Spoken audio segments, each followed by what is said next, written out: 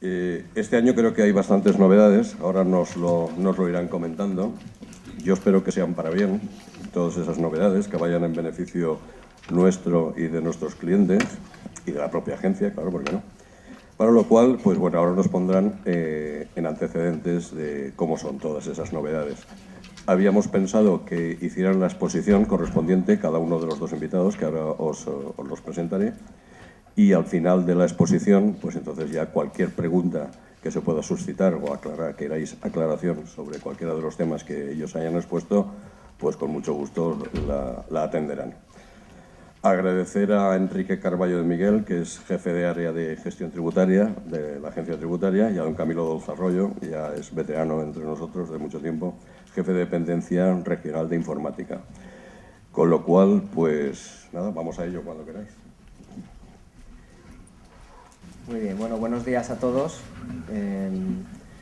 Estamos encantados de estar aquí otro año más y vamos a intentar explicaros de la forma más sencilla posible las que son las novedades en las declaraciones informativas para el año que viene. Ya os adelanto que este año la mayoría de las novedades vienen motivadas por novedades en el impuesto sobre la renta a las personas físicas, y eso hace que la explicación, por lo menos a mí personalmente, me parezca como un poco más amena y más cercana, digamos. Bueno, yo creo que sobra explicar lo importante que es para la agencia tributaria las declaraciones informativas.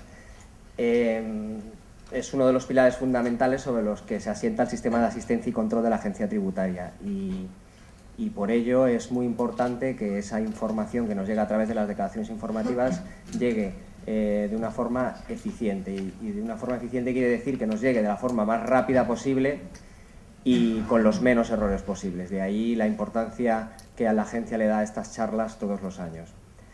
De acuerdo, la información llega a la agencia tributaria por dos vías fundamentales, que son la captación, que son los requerimientos de información, y vía suministro, que son las declaraciones informativas, ¿vale? Como ya he dicho, la importancia de que esa información nos llegue bien afecta fundamentalmente a algo que todos nos es muy cercano, como son nuestros datos fiscales y nuestro borrador para el impuesto sobre la renta. Y en esta charla de hoy lo veremos con más nitidez, ¿de acuerdo? Estas son las órdenes ministeriales sobre las que vamos a hablar. Hay 3 que ya están aprobadas y hay 2 que son proyectos. Y luego hay un último punto en el que hablaremos del nuevo suministro inmediato de información para el IVA, ¿de acuerdo? Es un proyecto piloto para el 2016, o sea que todavía no es una novedad inmediata, tenemos un año todavía para que esto pueda variar, pero nos parece interesante que vayáis sabiendo por dónde van los tiros.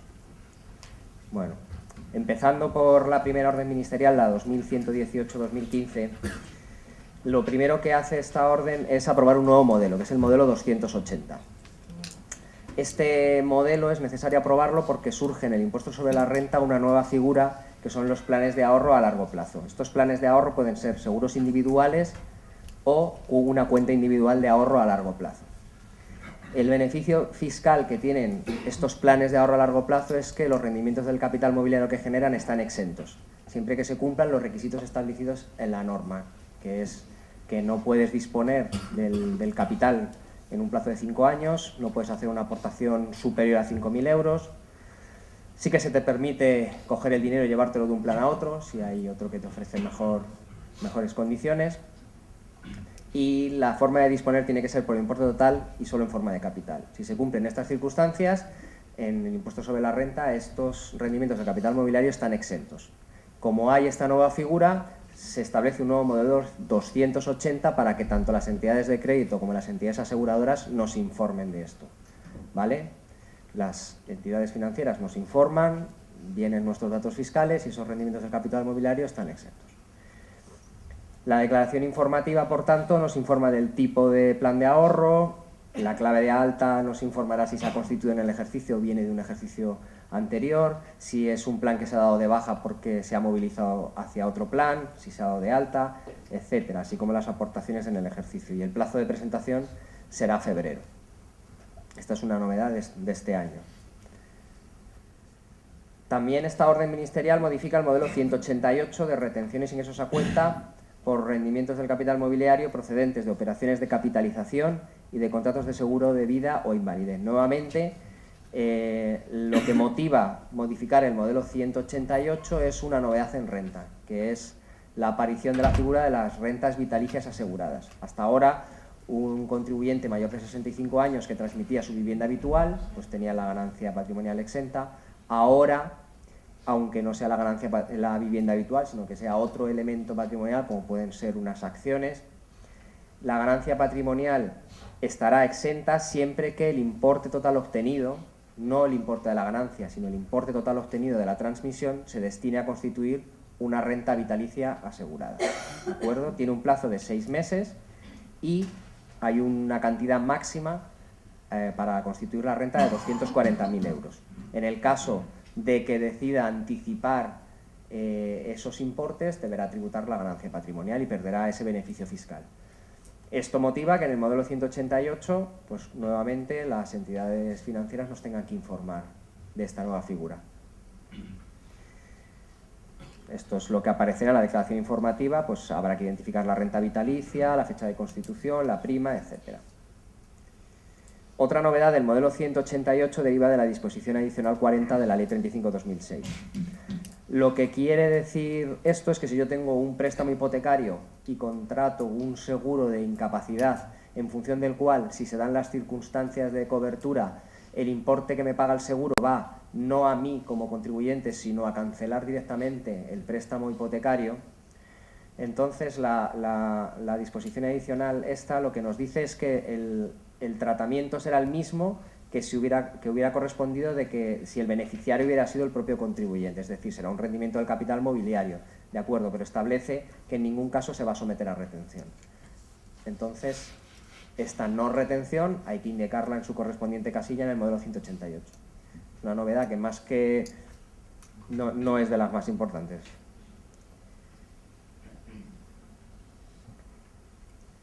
Cambiamos de orden ministerial a la 2250 y seguimos con novedades. Bueno, en este caso son novedades del impuesto. Lo que motiva la modificación son novedades en el impuesto sobre la renta y razones de eficiencia, digamos. En el 2015 ya no tenemos la distinción entre ganancias patrimoniales generadas en un periodo inferior o superior a un año, con lo cual eso nos obliga a modificar este y otros modelos en los que aparecía esa distinción. Uno de los modelos en los que distinguíamos ese tipo de ganancias, si eran en más o en menos de un año, era el modelo 184, que es el de entidades en régimen de atribución de rentas. Se elimina, por tanto, esa distinción. Otra modificación importante es que se incrementa el detalle de los gastos deducibles soportados por las entidades que desarrollen actividades económicas. No será suficiente indicar ingresos menos gastos, sino que habrá que desglosar los gastos de personal, adquisiciones de bienes y servicios, tributos deducibles, gastos financieros y otros gastos. La razón que nos dan en la exposición de motivos de la norma es por que vaya acompasada con lo que tenemos en el impuesto sobre la renta de las personas físicas, que ya tenemos esas casillas, ¿de acuerdo? Luego también hay una nueva clave para consignar separadamente los inmuebles situados en el País Vasco y Navarra. Esto fundamentalmente viene motivado porque en Navarra han cambiado la estructura de los números de referencia catastral y entonces, como ya no coinciden con los del resto del Estado, hay que diferenciarlos. Y finalmente, la entidad en atribución de rentas debe consignarnos ahora la referencia catastral de los inmuebles que generen rendimientos del capital inmobiliario. Y esto, la razón que nos dan es para excluir de esa obligación a cada uno de los comuneros. Con lo cual, se nos aporta la referencia catastral en el modelo 184 y luego cada uno de los comuneros en la declaración de renta no nos la tiene que aportar. El modelo 182 es el modelo que fundamentalmente presentan pues, las fundaciones, asociaciones, las ONGs, entidades sin ánimo de lucro, por los donativos, donaciones y aportaciones que reciben. Vale, este modelo tiene dos novedades fundamentales. Una viene derivada de la nueva deducción del 20% en cuota por donaciones a partidos políticos, ¿vale? Con una base máxima de 600 euros. La primera consecuencia de esto es que los partidos políticos tienen que empezar a presentarnos el modelo 182 informando de las donaciones que reciben. Este beneficio fiscal, digamos que se ha matizado porque ya estaba en la ley de renta como una reducción en la base imponible, con el mismo límite de 600 euros, lo que pasa es que afectaba, o sea, iba digamos, a la escala de gravamen.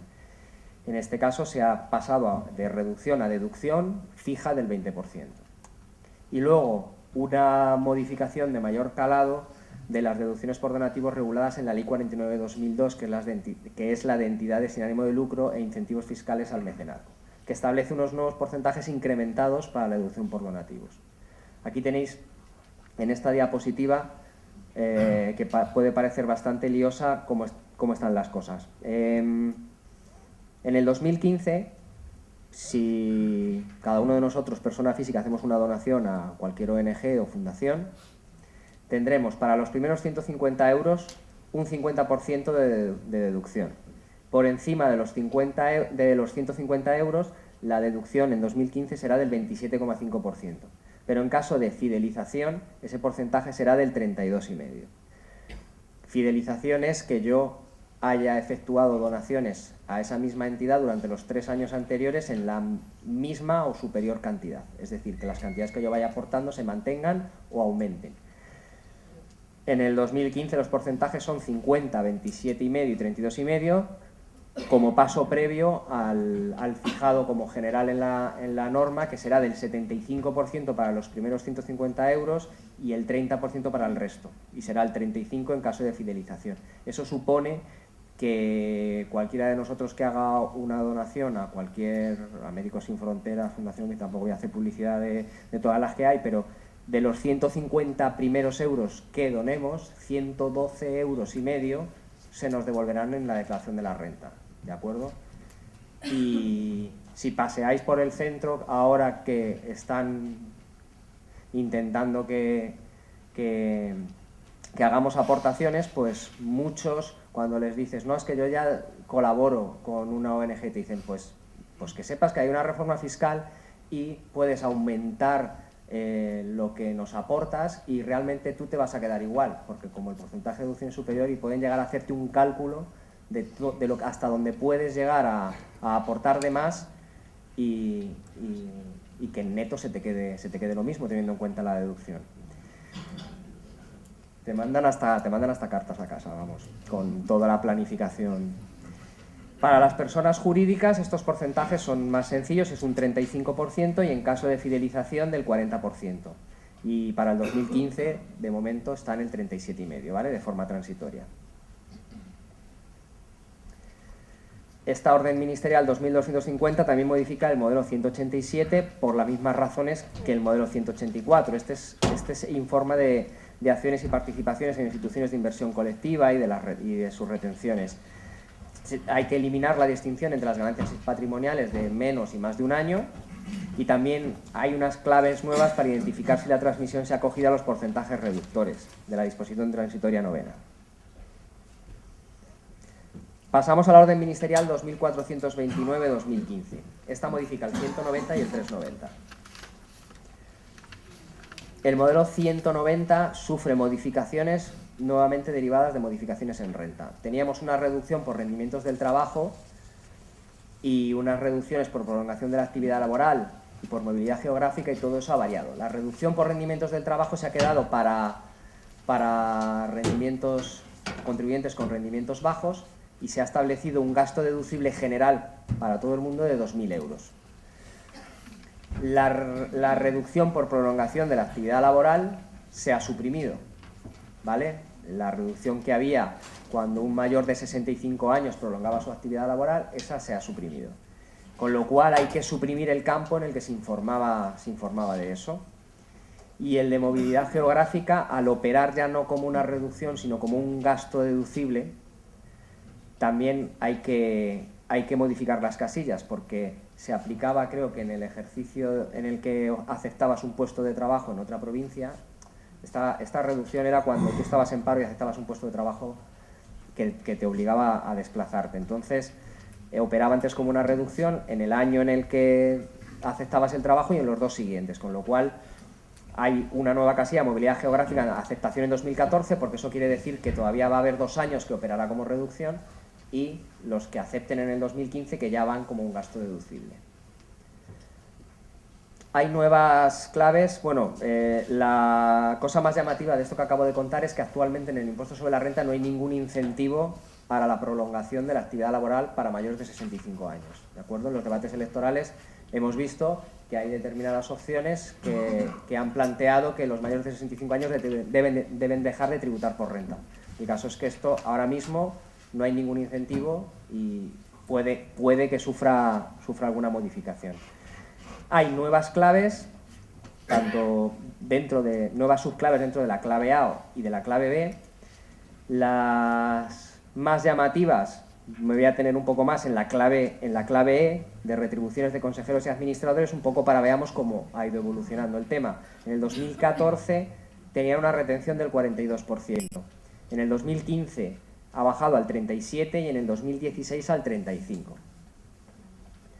Pero es más, es que dentro del 2015, en función de que el importe de la cifra de negocio de la entidad sea superior o inferior a 100.000 euros, el porcentaje puede ser del 20 hasta el 12 de julio, y luego hubo una modificación y se dejó en el 19,5 a partir del 12 de julio. ¿De acuerdo? Con lo cual tenemos hasta 3 tipos distintos dentro del 2015. Obviamente esto obliga al modelo 190 a multiplicarse en las casillas para poder reflejar toda esta variedad de tipos. Y sucede aquí, sucede en muchas claves. Igual pasa con los tipos de profesionales. Actualmente tenemos un 15% con carácter general y un 7% en el caso de inicio de la actividad, pero eso es a partir del 12 de julio de 2015. Luego más adelante tenemos una diapositiva en la que explica toda la evolución de estos tipos para que la podáis tener y consultarla cuando queráis. Hay una nueva subclave dentro de la clave K. La clave K es la de los premios, y aquí simplemente lo que hace es distinguir aquellos premios que permiten compensar pérdidas de los que no permiten compensar pérdidas. Fundamentalmente por la proliferación del juego online, hay muchos más supuestos, porque el juego online permite, tú vas jugando y vas perdiendo, hay gente que gana, y luego de repente ganas algo, y hombre, en cómputo anual te puedes quitar todas las apuestas fallidas que has hecho, ¿vale? Por ejemplo, entonces ese tipo de ganancias patrimoniales y de premios sí que permite compensar pérdidas en apuestas anteriores, siempre en cómputo anual. Hay 4 nuevas subclaves dentro de la clave L, que son las rentas exentas.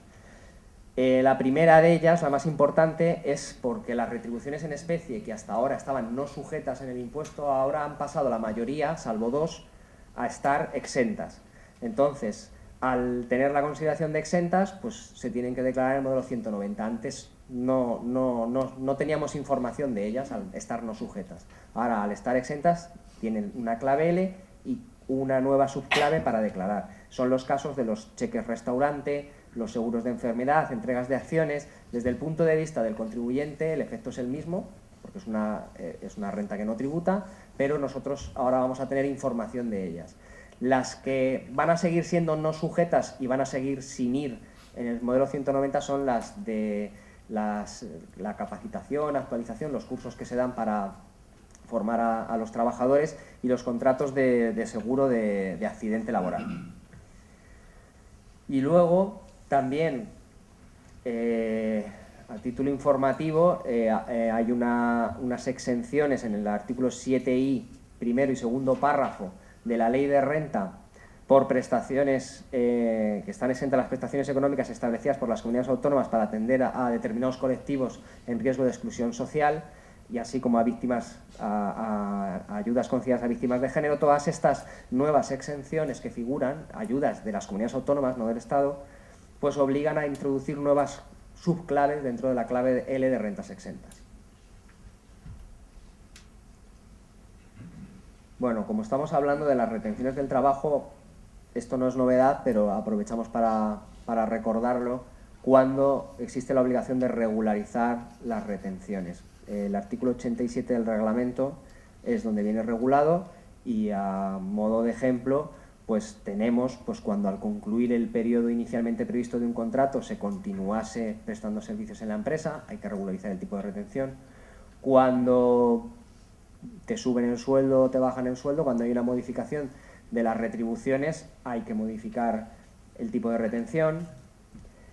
Claro, todas hasta aquí son circunstancias que la empresa conoce, pero también hay otras circunstancias que es el trabajador que tiene que comunicar a la empresa para que éste regularice el tipo de retención a través del modelo 145, como cuando ha nacido un hijo o dos, o cuando un ascendiente ha pasado a estar a cargo.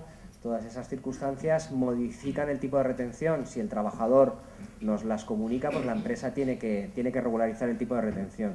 O cuando en virtud de resolución judicial hay que satisfacer una pensión compensatoria al cónyuge o anualidades por alimentos. Esta es la presentación que os he avanzado antes de los profesionales para que veáis cómo ha ido evolucionando todo. En el 2014 el tipo de retención era del 21%, desde el 1 de enero del 2015 hasta el 11 de julio del 2015 el 19%.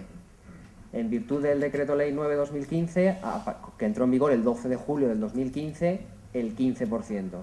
Ya en el 2016, salvo sorpresa, seguirá siendo el 15%. El tipo del 15% ya lo teníamos para aquellas actividades cuyos rendimientos íntegros del año anterior hubieran sido inferiores a 15.000 euros, ¿de acuerdo? En el caso de que se inicie la actividad, tenemos para el periodo de inicio y los dos siguientes el 9% hasta el 11 de julio. Y a partir del 12 de julio esto ha bajado al 7%. Es importante tener claras estas fechas y es importante también tener claro cuándo nace la obligación de retener, porque cuando nace la obligación de retener es cuando tenemos que ver qué fecha es y ver qué tipo de retención hay que aplicar. Con carácter general, la obligación de retener nacerá en el momento en el que se satisfaguen o abonen las rentas, así que cuidado porque os puede llegar una factura de antes del 12 de julio que te la pasen al pago posteriormente, con lo cual pues habrá que solicitar que te rectifiquen la factura y te pongan el tipo de retención correcto. En el caso de rendimientos del capital mobiliario, es en el momento de la exigibilidad de los rendimientos del capital. En particular, en el caso de fechas de vencimiento señaladas en la escritura o contrato, son exigibles en ese momento, y en el caso de los dividendos, en la fecha establecida en el acuerdo de distribución. ¿Vale? Esa fecha, el acuerdo de distribución, no cuando tú los cobras, es cuando tienes que aplicar el tipo de retención. Aprovechamos, hablando de retenciones, para recordaros que a partir del 1 de enero del 2016 quedan excluidas del régimen de estimación objetiva en renta y del simplificado de IVA las actividades incluidas en las divisiones 3, 4 y 5 de la sección primera de las tarifas del IAE, como son los albañiles, fontaneros, electricistas, pintores, etc. Hasta ahora estaban sometidos a un tipo de retención del 1%. A partir del 1 de enero del 2016 aplicarán estimación directa simplificada, salvo que opten por la normal, y ya no tendrán que soportar la retención del 1%. O sea que si a alguien les hace una factura con el 1%, a partir de enero tendrán que decirle que eso ya no procede. Desde la Dependencia Regional de Gestión en Valencia estamos enviando ya centralizadamente una serie de comunicaciones informando a este tipo de contribuyentes que a partir del 1 de enero del 2016 su régimen fiscal ha sido modificado, ¿vale? Y les estamos informando de que deben presentar en enero